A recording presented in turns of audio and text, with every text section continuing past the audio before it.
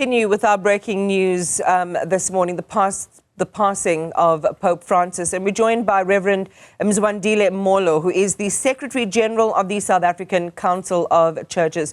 Reverend Molo, good morning to you and welcome to the program.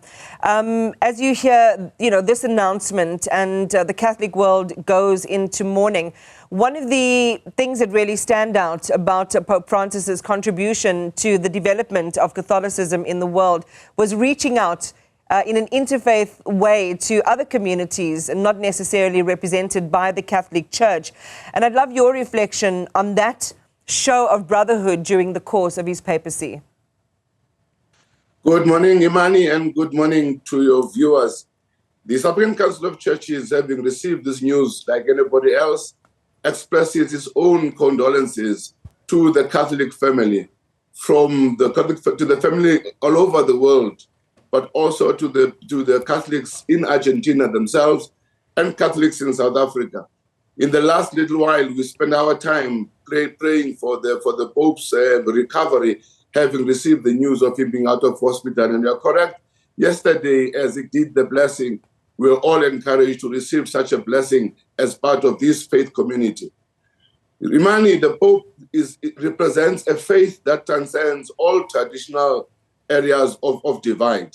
And his interfaith work is one that symbolically tells all of us that in all our faith, love is at the center that transcends all the things that might divide us.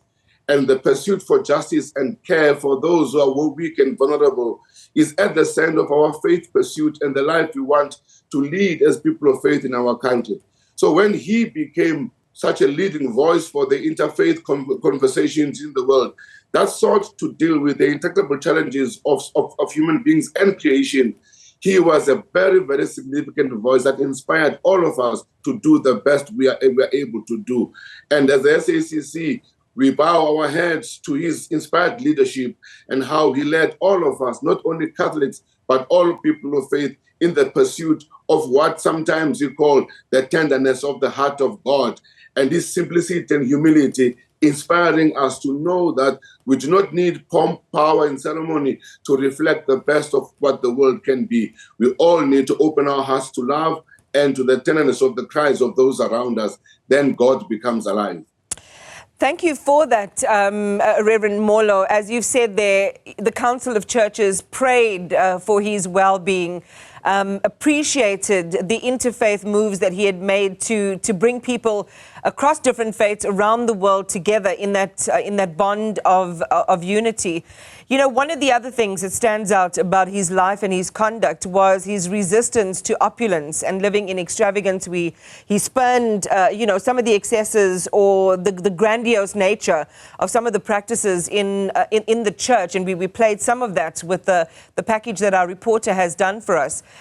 Talk to us about that message of simplicity when we see, religious practitioners around the world live a life of excess, oftentimes at the expense of their congregants. You see, Imani, Pope Francis is a consistent being. His presence and leadership does not start in his humility at the time he is Pope.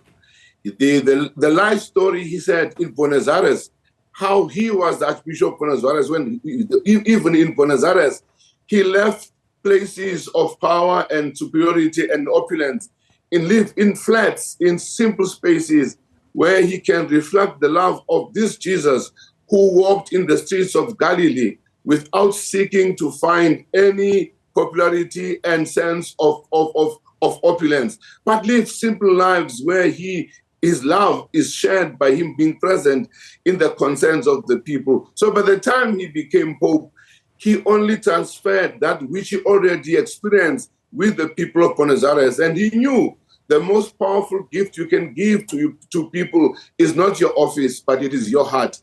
And the most important gift you can receive from the people, it is not their resources, but their love.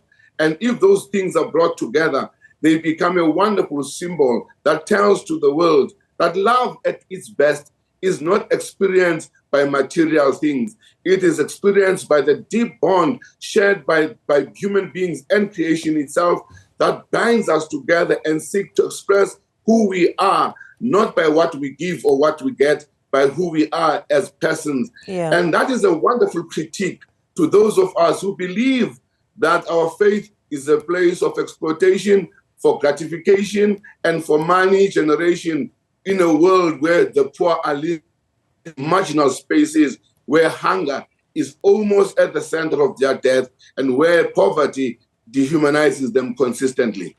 Reverend Molo, in closing, you shared with us at the very beginning your solidarity with the church and with the recovery of the Pope. What is your role now in terms of, this portion of the mourning process? Will you be attending or hosting any prayer services? Or how do you continue to express that solidarity with your church brothers in the Roman Catholic faith? Imani, the beauty of the South African Council of Churches is that the South African Catholic Bishops' Conference is part of the SACC. Secondly, our current president of the SACC is Bishop Mzwandile, who is a former president of the SACBC, but is a Catholic Bishop of Umtata.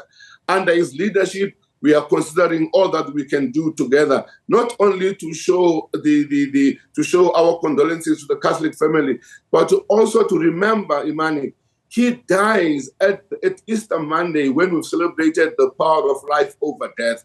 So we will mourn at this moment. We will wipe our tears. We will share solidarity with Catholic brothers and sisters. But a time is going to rise, and we're able to say, like he did in the blessing yesterday, that we are not defeated by death, that all the divisions of the world will be overcome by love, that all the death-generating activities of the world will be overcome by dedicated solidarity with one another. And ultimately, the light of his life will illuminate our path into the future, because his life reflects who God wants us to be at our best. Reverend Mzwandile Molo, thank you.